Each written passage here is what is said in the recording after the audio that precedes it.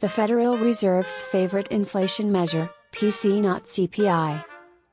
To keep inflation under control, the Federal Reserve is projected to boost interest rates from their current low levels soon.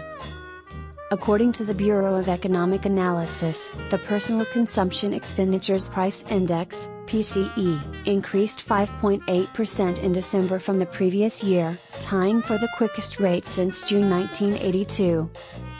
The PCE, excluding volatile food and energy costs, is expected to moderate to 2.5% to 3% by the end of the year, according to Fed officials. When it comes to guiding policy responses, Fed officials prefer this inflation gauge above others such as the Consumer Price Index, CPI. According to experts, the U.S. Central Bank uses it to assess whether it is on course to meet its 2% inflation target. The PCE, like the arguably better-known CPI, measures the prices Americans pay for a basket of products and services, as well as how those costs fluctuate over time. Both indices are pointing in the same general direction. However, there are two significant differences in the measures. For starters, the PCE is more comprehensive than its CPI counterpart. The PCE evaluates a broader slice of the cost environment that includes both governmental and consumer spending, whereas the latter concentrates at families' out-of-pocket prices. This is because, when the Fed examines inflation, they're less concerned with what's happening to a household's budget and quality of living. Instead, they're interested in the macroeconomic inflationary pressures that are building up across all sectors of the economy. In addition, the PCE is more dynamic and more accurately captures how prices influence consumer behavior.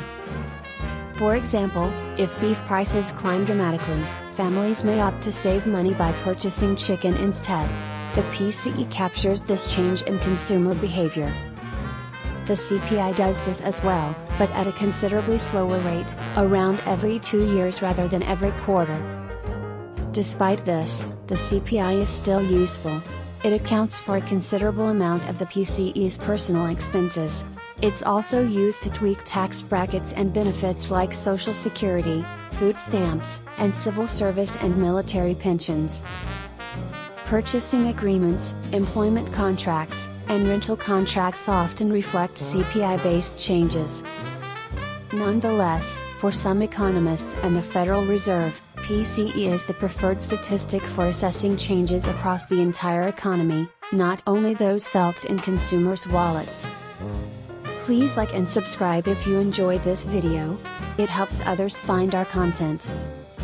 And please visit Econobits.com for a list of resources and references.